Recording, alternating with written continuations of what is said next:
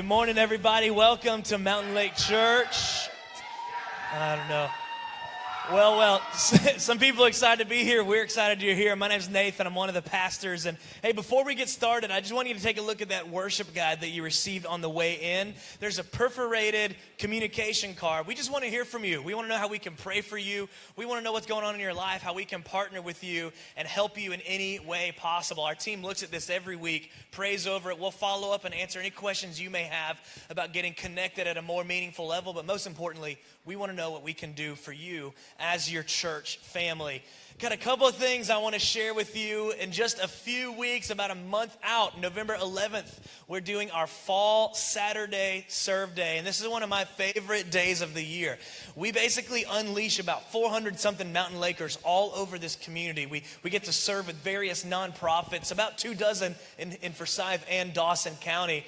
And we basically tell these directors of operations at these nonprofits, like, hey, the jobs that are hard to get volunteers to come and do, like, save that for us.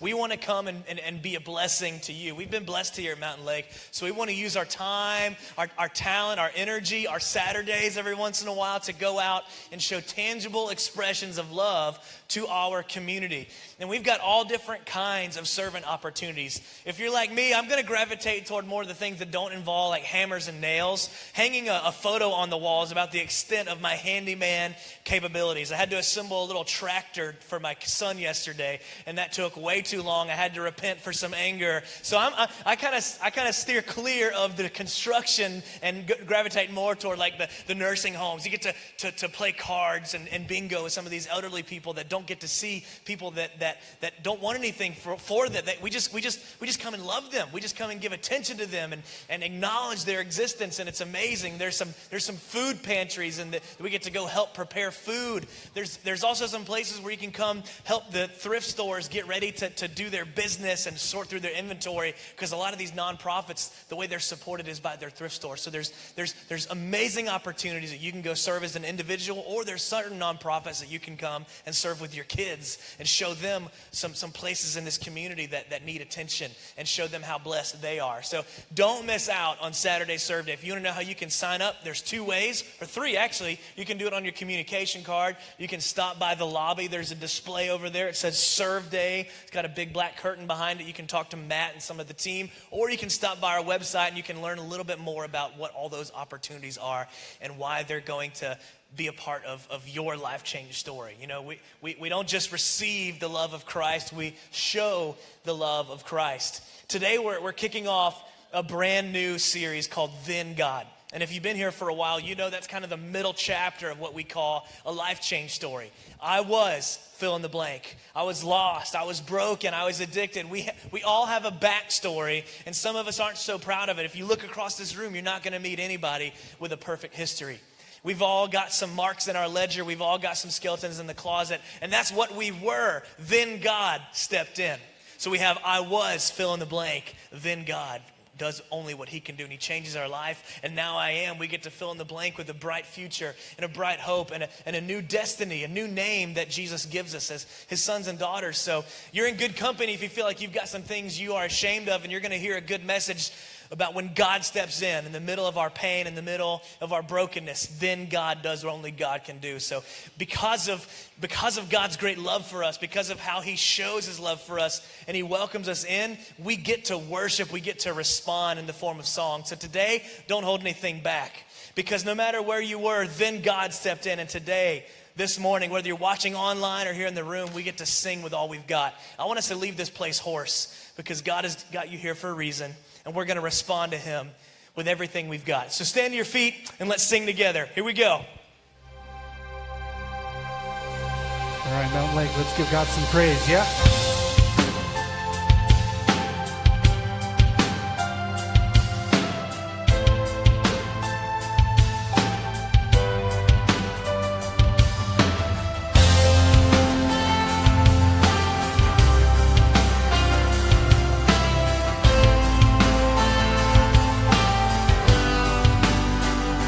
Before I call, before I ever cry, you answer me from where the thunder hides. I can't outrun this heart other two. With every step, I collide with you. Come on. Like a tidal wave, crashing over me, rushing in to meet me here. Your love is fierce, like a hurricane that I can't escape, tearing through the atmosphere. Your love is fierce, you cannot fail. The only thing I found is through it all, you never let me down. You don't hold back, relentless in pursuit. At every turn, I come face to face with you. Come on, let's sing it out. Like a tidal wave, crashing over me, rushing in to meet me here. Your love is fierce, like a hurricane that I can't escape, tearing through the atmosphere. Your love is fierce.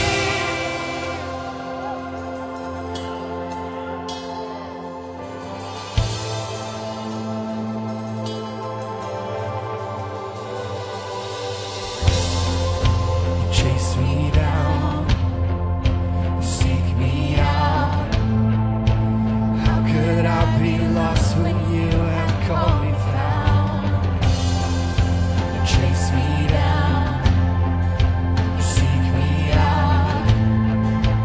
How could I be lost when you have called me found? Come on, you chase me down, you seek me out. How could I be lost when you have called me found? Like a tidal wave, crashing over me, rushing in to meet me here. Your love is fierce, like a hurricane that I can't escape, tearing through the atmosphere.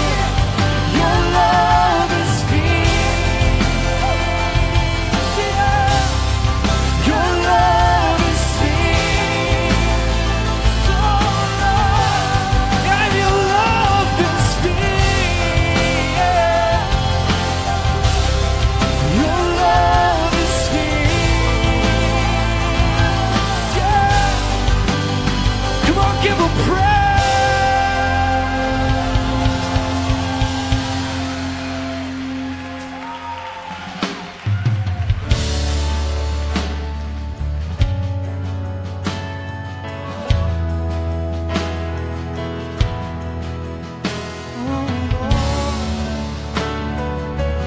Only you're worthy of our praise, Jesus. You give life, you are love, you bring light to the darkness, you give hope, you restore every heart that is broken. Great are you, Lord, and it's your breath in our lungs, so we pour out our praise, pour out our praise. It's your breath in our lungs, so we pour out our praise.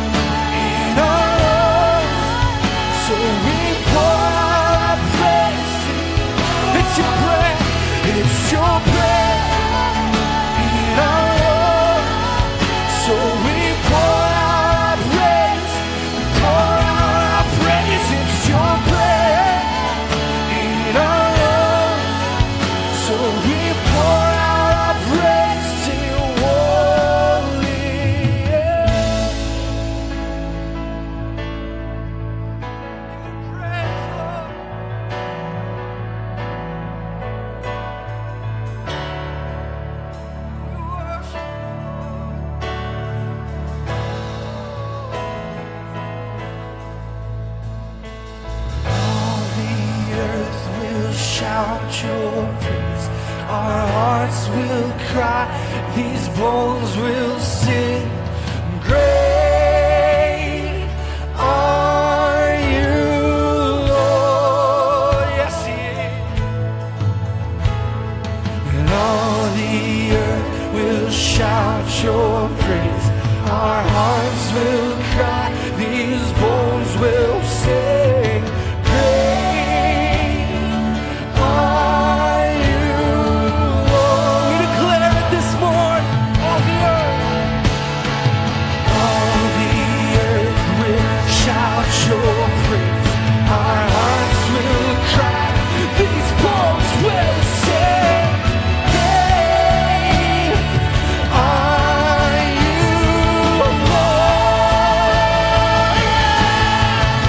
'Cause it's your breath in our lungs, so we pour out our praise.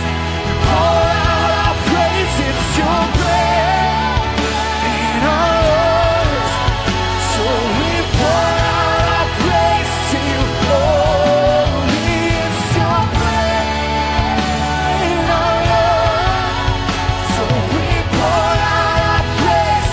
We pour out our praise. It's your breath in our lungs, so we pour out our praise to you. Holy, great are you, Lord. You're worthy of our praise, Jesus. Great are you, Lord.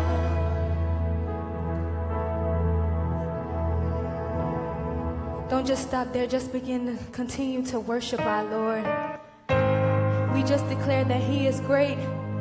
And like I said in the first service, there's a lot that we all have needs of, that we want God to come see about us about.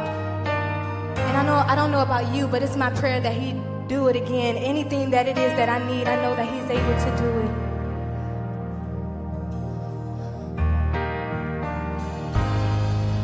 Walking around these walls, I thought by now they'd fall, but you have never failed me yet.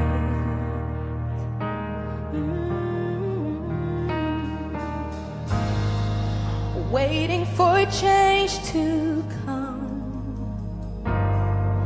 knowing the battle's won,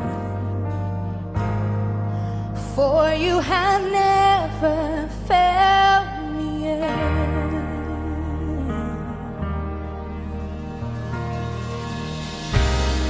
Your promise still stands. Great is your faithfulness, your faithfulness. I'm still in your hands. This is my confidence. You've never failed me yet.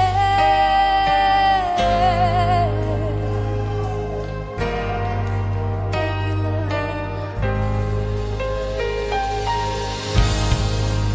I know the night won't last. Your word will come to pass.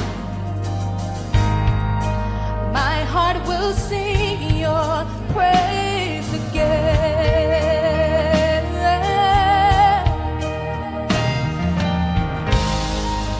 Jesus, you're still enough. Keep us within your love. Our hearts will sing your praise again. Come on, if you believe and declare, let's help us sing it. Your promise still stands. Great is your faithfulness, your faithfulness. I'm still in your hands.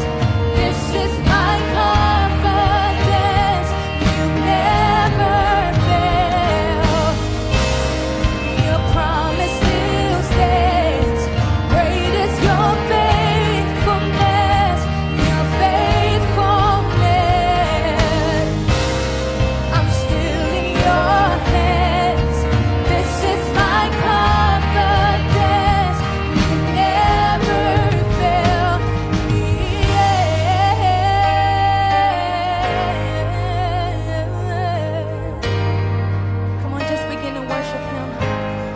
whatever it is that you're in need of.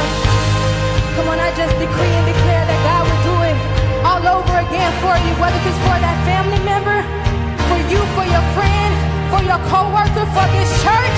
Come on, make some noise if you want God to do it again. Come on, make some noise if you wanted to do it again. Hey! Woo! I've seen you move. You move mountains, and I believe I'll see you do it again. You made a way where there was no way, and I believe I'll see you do it again. I've seen you move. Come on, help us sing it. You move mountains, and I believe I'll see you do it again. You made a way when there was no way, and I believe I'll see you do it again. I've seen you move. You move mountains, and I believe I'll see you do it again. You made a way where there was no way, and I believe I'll see you do it again.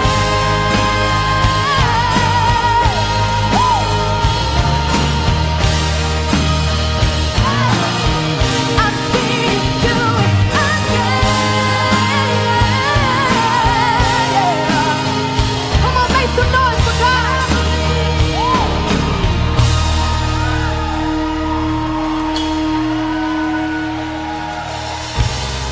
Your promise still stands. Great is your faithfulness. Your faithfulness. I'm still in your hands. This is my confidence. You never fail.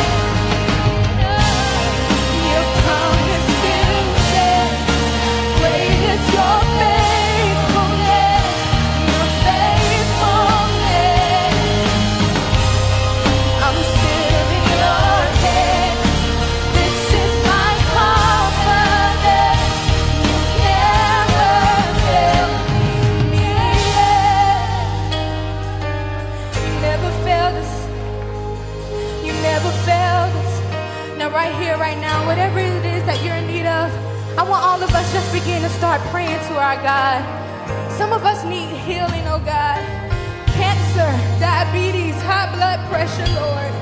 Depression, stressful, suicidal thoughts, Lord. I ask that you come in and see about us, Lord. And we know that you're able to perform miracles. We know that you're able to move mountains. We know you to perform miracles. We just haven't read about it or heard about it, but we actually seen you do it, Lord. So I ask that you stop by Mountain Lake Church on this morning, oh God. Continue to see about your people. We need you, Lord. We can't make it without you, and we know that we're nothing without you, and we know that you can do the impossible. So we're trusting you, and we're decreeing and declare victory over each individual. Come on, everybody, just begin to shout the victory. Come on, just begin to shout the victory. Come on, you can be louder than that. Just begin to shout the victory. There's victory in the name of Jesus. Come on, just begin to shout unto him like you love him. Come on, just begin to praise the name of the Lord. Come on, don't praise us. Just begin to praise the name of the Lord. Hallelujah. Hey, I've seen you move. You move a mountain, and I believe. Come on, help us. I see you do it again. You made a way where there was no way, and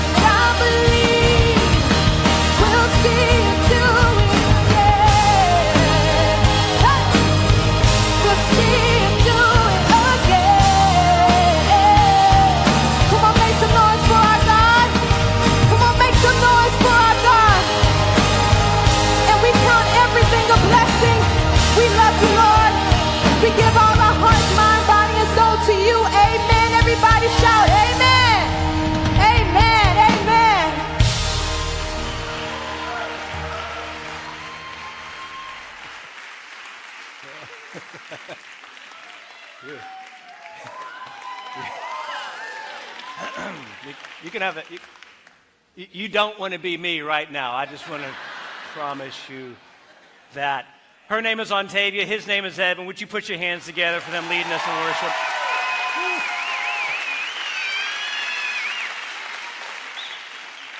If we've never met, my name is Chris, and I am the least coolest person up here on this stage. And I told Dax, our sound guy, I said, the thing that just keeps on dawning on me is the guy in the pullover sweater has to follow that. And so, but it's God loves all of us, even the guys in pullover sweaters. So I'm fired up that you're here, and we're starting a brand new series called Then God. And if you're new to our church, you need to know this. If you've been around for a while, you know that phrase, then God, is in the lifeblood of our church. We love life change stories. And for us, a life change story is threefold. I was, then God, now I am. I was lost. I was broken. We were headed for a divorce court. Then God. God did something unbelievable. He showed up in unexpected ways. Now we're healed. We're restored. We've got a marriage better than ever. I was, then God, now I am. And for the next several weeks, we're walking through this idea of then God moments unfolding in people's lives leading up to November 5th. And if you can be here at all on November 5th, I would love for you to. We'll be unveiling our next then God moment here in the life of Mountain Lake Church. Exciting things, we're unfolding things we'd love to do together, things we want to build together. But November 5th, it's a really big Sunday for us, and we just unroll our next then God moment here at this church. And then God moments happen, and if you're a Christian, especially been a Christian for any amount of time, whether you realize it or not, you have had then God moments happen in your life. When you were lost or confused or doubting or anxious or lonely or frustrated, things in your life, you have had God show up in your life. He's had somebody show up. There's a conversation that has happened. There was a door that was opened. There was a wrong door that was closed. Things have happened in your life, and the farther away you get from that moment, you look back and you go, I've seen God show up and do things that only can be described as a then God moment. And if you're not a Christian, you may call it luck or happen chance or just really great fortune.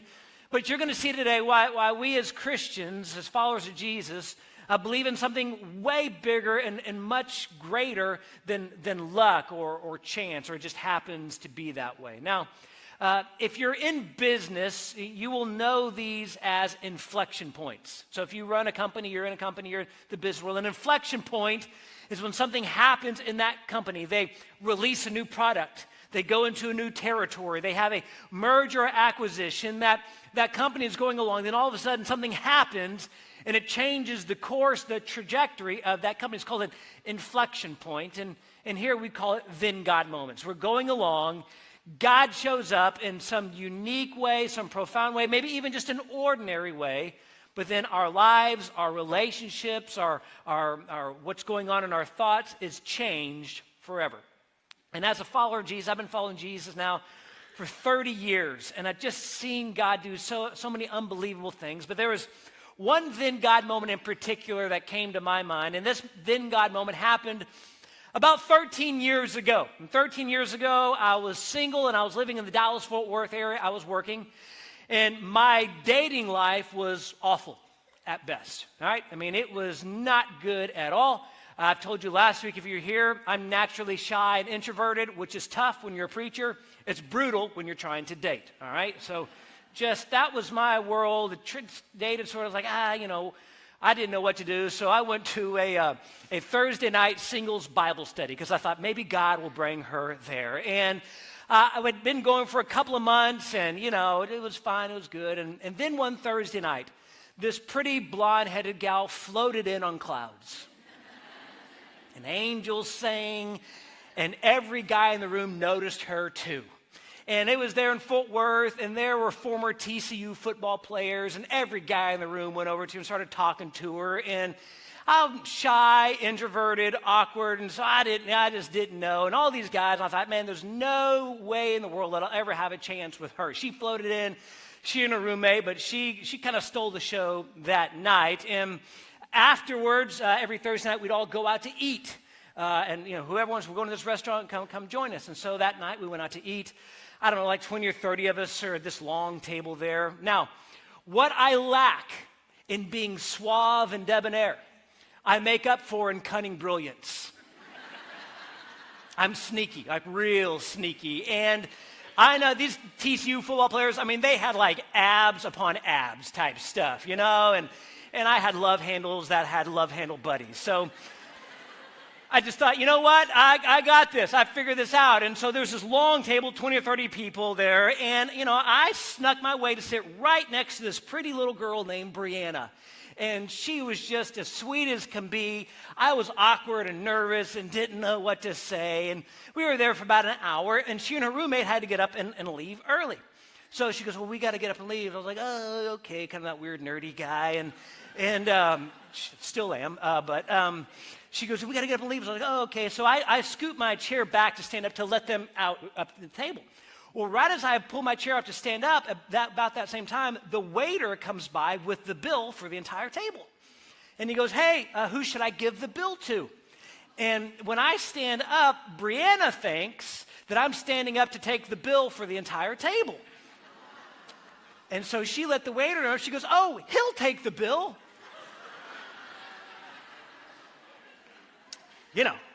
I may be awkward, but I'm not an idiot. So I looked at her and I looked at the table, and like all 20 people were going, seriously? And I was like, yeah, that's why I stood up. And I took the bill and I looked at it and like had to sit back down.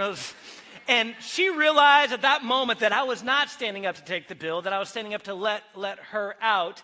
And it was the most expensive bill I've ever paid, but worth every single penny. Because 10 months later, we were saying I do. And ever since that moment, for the past 12 years, anytime we're out to eat, she always goes, he'll take the bill.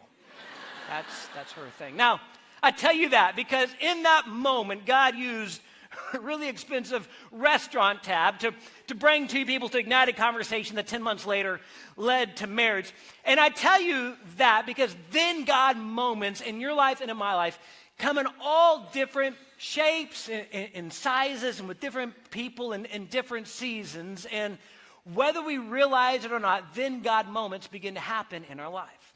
And today we're going to look at a story in the Old Testament of a guy who nearly missed a then God moment happening right in front of him. And a guy named Elisha had to tell him, listen, you need to open up your eyes and look at the then God moment unfolding all around you.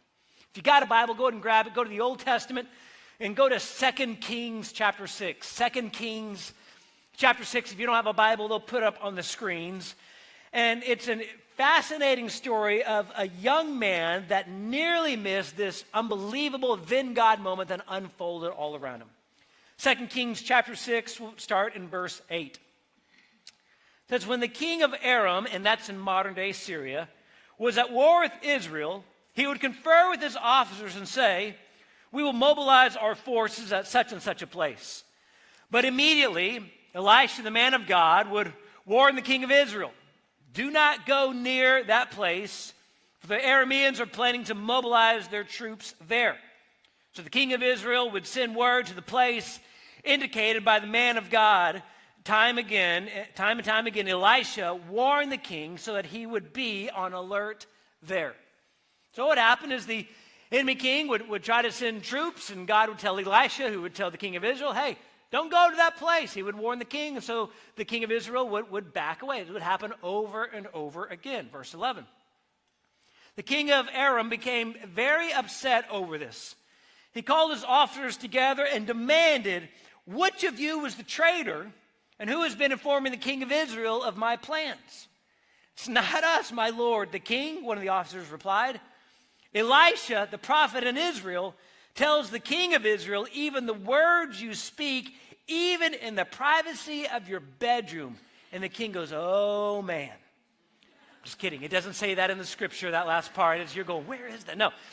But there's this moment where the king's going, hey, the enemy king's going, go here or go there. God tells Elisha, and Elisha tells the king of Israel, don't go here. And then the enemy king goes, what gives?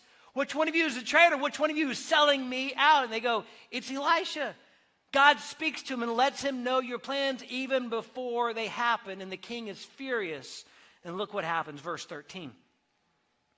Go and find out where he is, the king commanded, so I can send troops to seize him.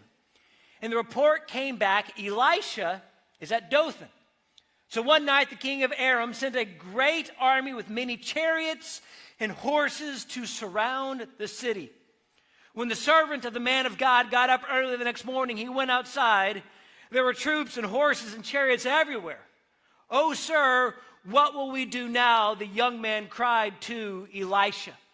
You can imagine being this young man.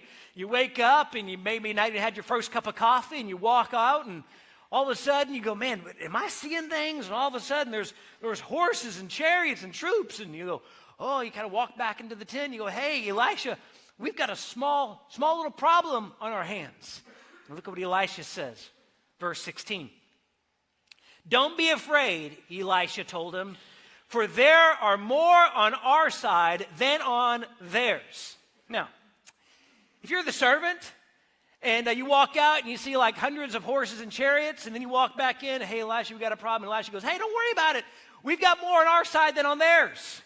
You're going, "Well, there's 1, 2, and then like 200. Like you're just going, "Elisha, have you bumped your head or something? There's more on our side than on yours." And the servant, I'm sure he's going, "Let's see, I got 1 and I got 2. And Elisha, are you sure about this? I mean, we've been traveling a lot here. Is everything okay?" And then look what happens in verse 17. Then Elisha prayed, "Oh Lord, open his eyes and let him see." The Lord opened the young man's eyes, and when he looked up, he saw that the hillside around Elisha was filled with horses and chariots of fire. Now, can you just imagine the change in this young man's emotional state of mind? Right, waking up, walking outside, and all of a sudden you see you're surrounded. You pretty much assume that within a matter of moments, your life is over. You go back to Elisha trying to get some hope, and all Elisha goes, "Don't worry, there's more on our side." And you're going, "Oh my goodness." And then all of a sudden you're going, "I'm not so sure." And Elisha goes, "Lord, please open up his eyes." And he opens up his eyes, and all of a sudden he sees the Lord's army surrounded. And at that moment he goes from certainty of death to seeing that there's hope and there's deliverance because God was there, and there truly was more on their side than on the enemy's side. And here's what I want you to grasp just out of this simple story. And it's then God moments in your life and in mine, they aren't contingent upon your ability to see how they will happen. Then God moments in your life and in mine, they are not contingent upon your ability to see how they will happen, how they will unfold. Just because you can't see how God will deliver, answer, open the door, provide, just because you can't figure it out in your own little mind doesn't mean then God moments won't happen. Now, I've been here for 2 years, and I've talked to a lot of you, and what I've realized is that you and I, we're cut from the same cloth. A lot of us are. And that same cloth that we're all cut from is called control freaks. And you and I, we like to control things. And we like for things to line up, and we like for it to go from A to B to C to D. And if it goes from A to D, our minds explode because it's out of our control. And so we have a problem. We go, "God, let me tell you how to fix this problem in my life. God, I've got a question. Let me just tell you how to answer. Let me tell you how to resolve this." And so we like for God to work on our timetable, on the way we think it should unfold. And then it doesn't happen. When things don't work out, we can't see it. It doesn't mean that God is not still working. It does not mean that there are more on our side than on the enemy's. And Elisha just prays, "Lord, please open up his eyes and let him see the truth." And the horses and chariots were there the whole time, even though he couldn't see it. Then God moments are not contingent on your ability or my ability to see how they will happen. Then look what happens. And it gets interesting. Verse 18. As the Aramean army advanced toward him, Elisha prayed, "Oh Lord, please make them blind." So the Lord struck them with blindness as Elisha had asked. So the army advances, and Elisha goes, "Lord, please make them blind." Now, in verse 19, you're going to read it and go, is it okay to chuckle at that? Is verse 19 Can we laugh at that? And verse 19, when you understand it, it's very humorous. You're going to see Elisha, he has a bit of fun with the enemy army in verse 19. We'll read it. It says, then Elisha went out and told them, you have come the wrong way. This isn't the right city. Follow me, and I will take you to the man you are looking for. And he led them to the city of Samaria. Now, don't miss the humor in this piece. Lord, please open up his eyes. The servant's eyes are open. They're coming. Lord, please blind them. They're blind. And Elisha steps out. Hey, fellas, how you doing? Oh, we can't see anything. Don't worry about it. You know, you guys are in the wrong city. We are? Yeah, I know. You guys, don't worry about it. Let me take you to the man that you're looking for. Man, he sounds familiar. Does that voice sound familiar? No. I have a familiar voice, but I'm not the guy you're looking for. Follow me. And he takes them to Samaria, where the king of Israel is. He takes them to where the Israelite army would be. And then look what happens. Verse 20. As soon as they had entered Samaria, Elisha prayed, "O Lord, now open their eyes and let them see." So the Lord opened their eyes, and they discovered that they were in the middle of Samaria, and they all went and changed their pants. I mean, don't miss that. I mean, it's funny going, well, Lord, open their eyes. Oh, what? I thought we were going after Elisha. He opens it up, and you got to imagine, there's this chaos, and they're seeing, and they're in the middle of this. And then the king of Israel, he gets excited. Look at what he says, verse 21. When the king of Israel saw them, he shouted to Elisha, "My father, should I kill them? Should I kill them?" Going, look, we got them. We got them. They're right here. They're kind of dazed. They don't know. Can we kill them? Can we kill them? Look at what Elisha says, verse 22. Of course not. Elisha replied, "Did we kill prisoners of war? Give them food and drink and send them home again to their master." So the king made a great feast for them and then sent them home to their master. And after that, the Aramean raiders stayed away from the land of Israel. And there's two things I would love for you to work into your prayer life this week. Two thoughts, two prayers. Because Elisha's here in the middle, and he asked the Lord through prayer to open up the eyes of his servant. And then through prayer, he opens up to close the eyes and then opens up the eyes. And then he shows compassion to the Aramean army. And so two prayers when it comes to this idea of then God moments, not only in your life, but in the lives of others. The first prayer is this, and this: Lord, open my eyes to the then God moments in my life. Lord, open my eyes to the then God moments in my life. And prayer number two is, Lord, open my heart to then God moments in their life. Lord, open my eyes to what's going on in my life. And Lord, open my heart. Lord, give me a heart of compassion to then God moments happening for them. And so let's talk about that prayer for the first prayer. Lord, open my eyes to then God moments in my life. Now, if you've been a Christian for any amount of time, my guess is you've read books, you've listened to podcasts, you've watched preachers on television or YouTube, and you see these people tell stories of God showing up in their life, and these stories happen in a dramatic fashion. Right? It was, man, I was strung out on drugs, and I was headed this way, then God showed up, and now I'm walking this way, and I'm preaching to thousands. Man, we were a day away from divorce court. We hated each other. Then God showed up in a miraculous way. Now we're writing books and giving marriage conferences. And we see that, we go, wow. God shows up in a miraculous way, in these dramatic ways, and we hope and expect that he does the same thing for us. And so we're waiting for this dramatic thing to happen. Lord, show up. Lord, save. Lord, do a miracle. And yes, the Lord can show up in dramatic ways, but may I suggest we begin looking in the daily ways that he shows up. May I suggest that, yes, he can and does often show up in the dramatic ways, but let us not forget the daily things that he does in our life. The conversations, the emails, the phone calls, the text messages, the things that, gosh, this never happens, and it did. May we begin to look for the then God moments happening in our life. When you're on your way to work and you have a blowout on the side of the road and you have to fix it and you're 30 minutes late, and as you're going on your way to work, you come upon a head-on collision. You're going, that could have been me moments earlier. That person that you've been avoiding because you know there's some tension, and all of a sudden you accidentally butt dial them on your phone. And all of a sudden they pick up, hello, and there's that moment where God's going, this is the moment to begin to repair that relationship. See, yes, God does show up in the big, dramatic fashions, but he also shows up in the daily things. When you're afraid, when you're lonely, when you're confused, when you're doubting, begin to pray, Lord, open my eyes to the way you're showing up in my life, to the then God moments that are happening on a daily basis, in the mundane, in the routine. Lord, open my eyes to the doors that you open, to the doors that you close, to those moments that can only be ascribed as moments from God. In Elisha, he reminds the young man in verse 16, says, don't be afraid. He says, for there are more on our side than on theirs. And maybe you just need to hear that there are more on your side than on the enemy's side. Before his eyes were open, he just reminded them, there is a God that is for you, and there's an army of people surrounding this small little army that you think is going to attack you.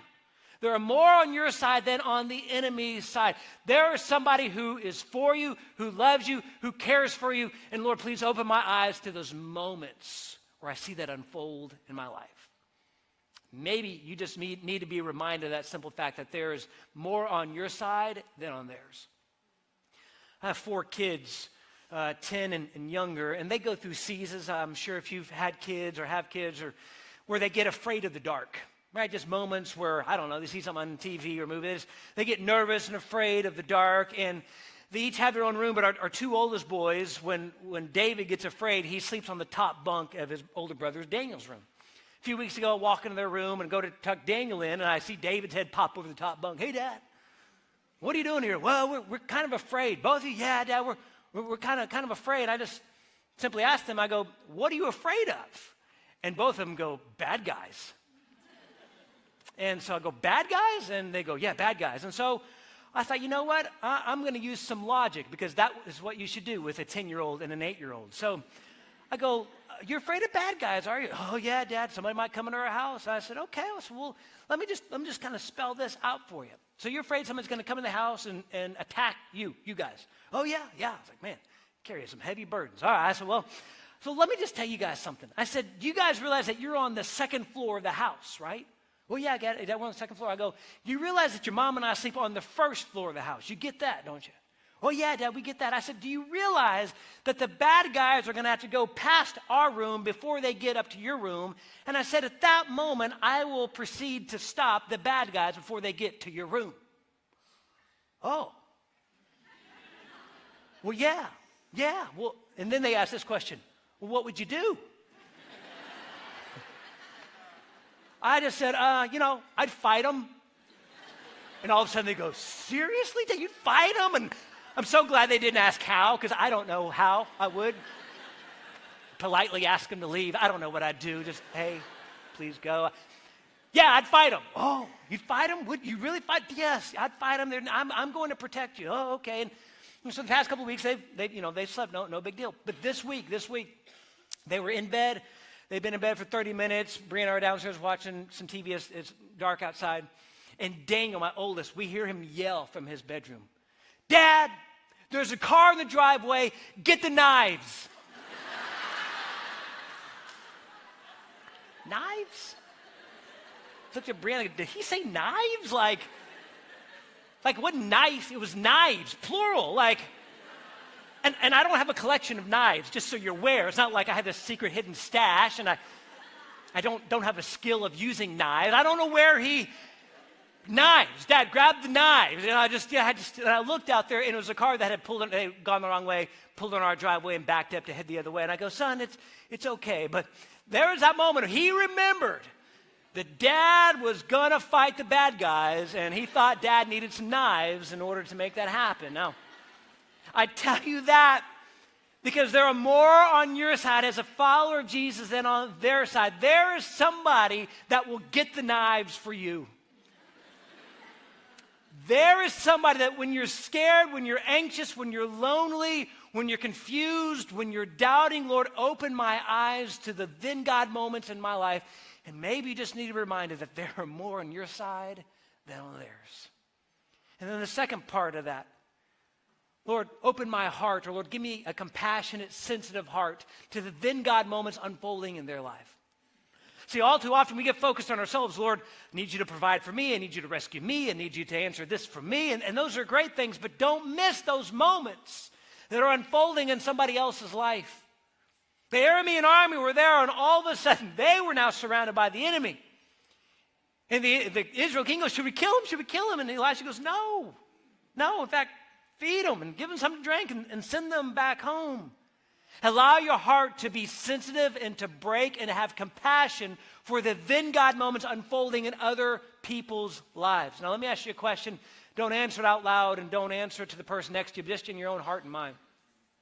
I want you to think about your friends, your close friends, and what happens to them when they get the job, they get the raise, they get the promotion, their company goes public, they get engaged, they lose the weight, they begin dating, their kid gets the scholarship, their kids get into school, their life goes up and your life goes down.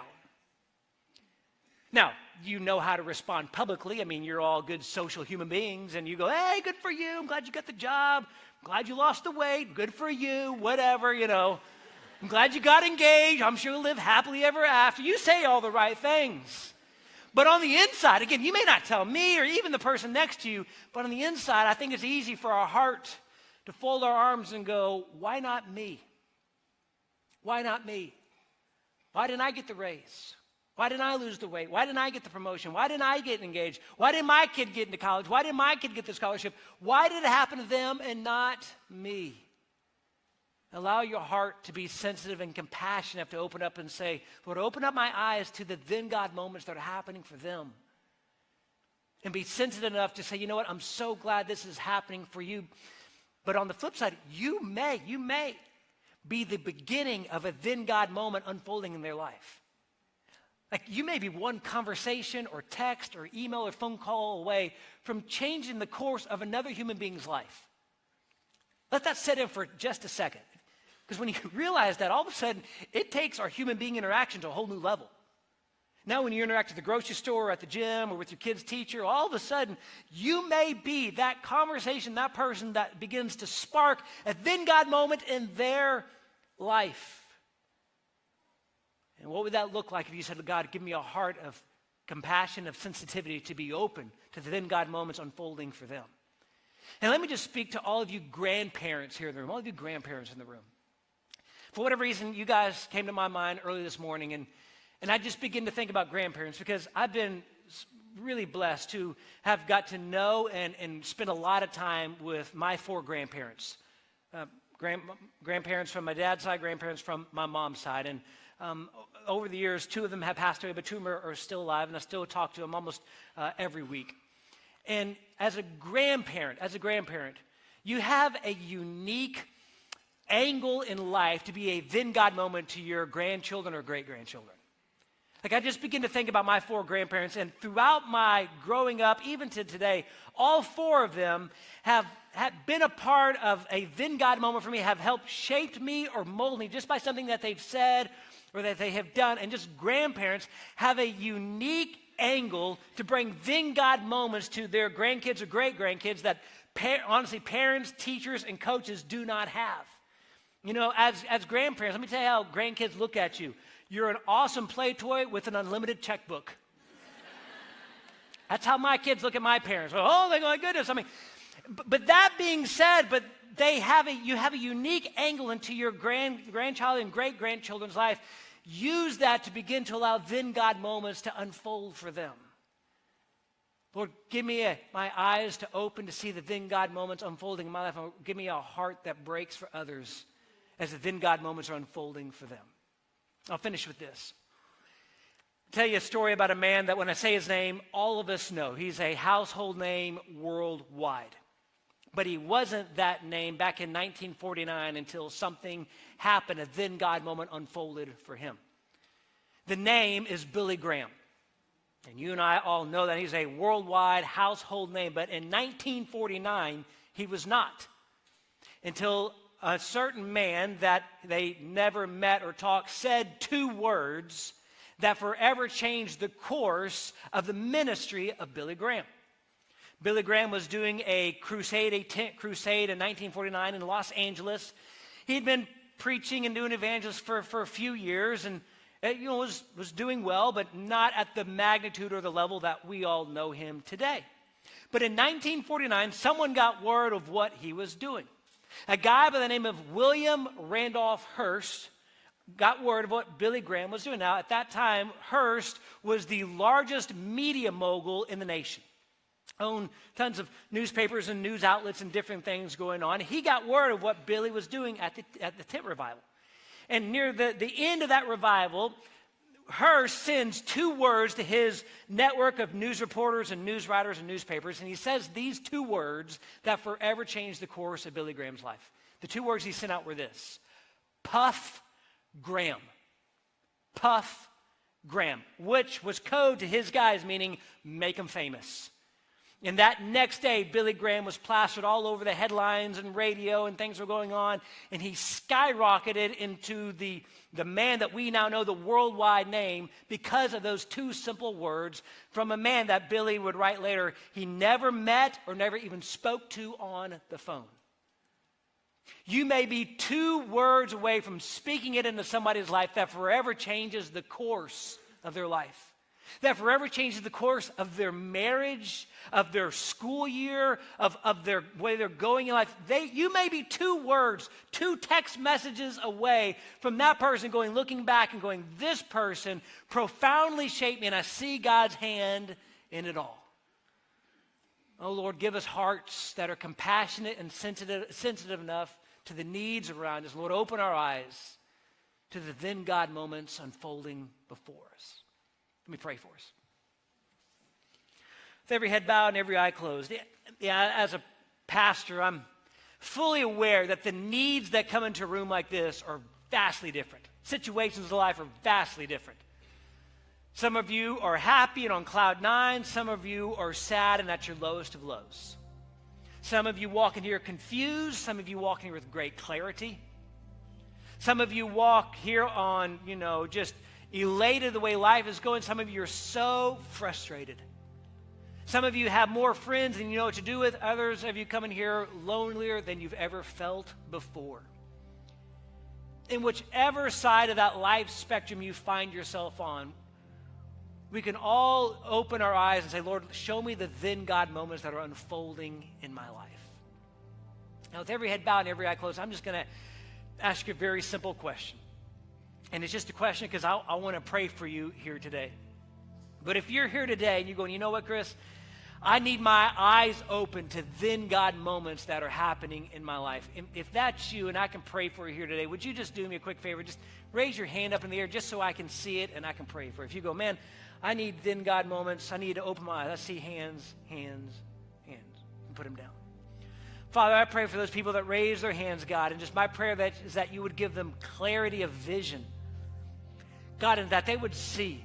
Yes, they're dramatic, but really maybe more importantly, the daily things, the conversations, the emails, the phone calls, the text messages, the things that they just happen to do that they look back and they see your hand in it all.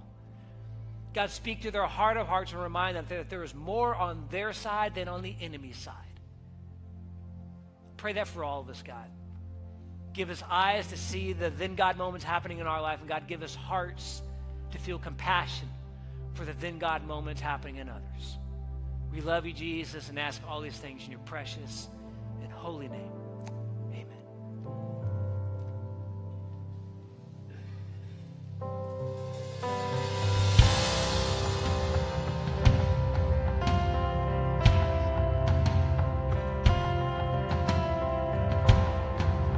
For every instance in our lives, we have the choice to cry or cheer. And when we yearn to know the Lord, he'll show his heart to draw us near. So listen close as change is made. For every night and every day, he'll choose to pour love into you. Don't choose to leave, please choose to stay. I was then God. I was sold into slavery by the evil heart of man. Then God took my pain away and healed me with his helping hands. I was truly walking dead, wandering vaguely through my life, and then God removed my darkness, replacing every inch with light. I was right back at square one, had no idea where to start. Then God gave me direction. as he opened up my heart.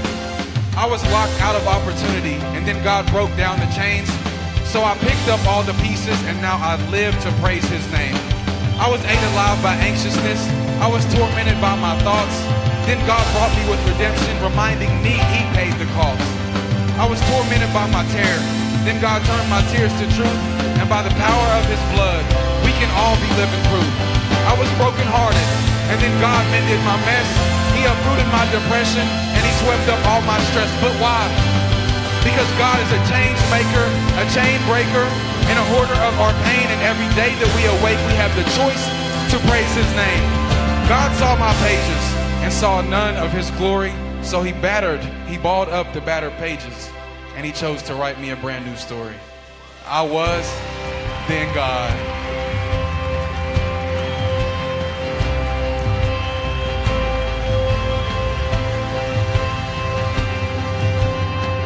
How good is God? How good is God? Look what he did in your life. Look what he did in my life. I can't believe it sometimes. And that's why we give him praise. Amen? Stand with us. Let's give him some praise. Come on. Praise the name of the Lord our God. Oh, praise his name forevermore. For endless days we will sing your praise. Oh Lord our God. Oh, praise the name of the Lord our God. Oh, praise his name forevermore.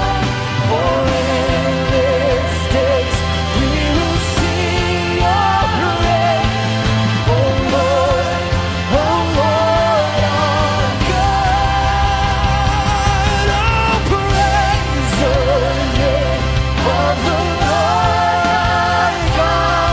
Oh, praise his name forevermore. For endless days we will sing your praise. Oh Lord our God. Praise the name of the Lord our God. Oh, praise his name forevermore. For endless days we will sing your praise. Oh Lord our God. Oh Lord our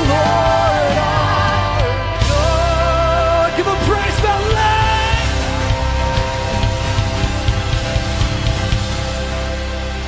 Thank you, Jesus. It has been so fun worshiping with you guys. We hope you have an amazing week and an amazing rest of your day. Thanks for coming.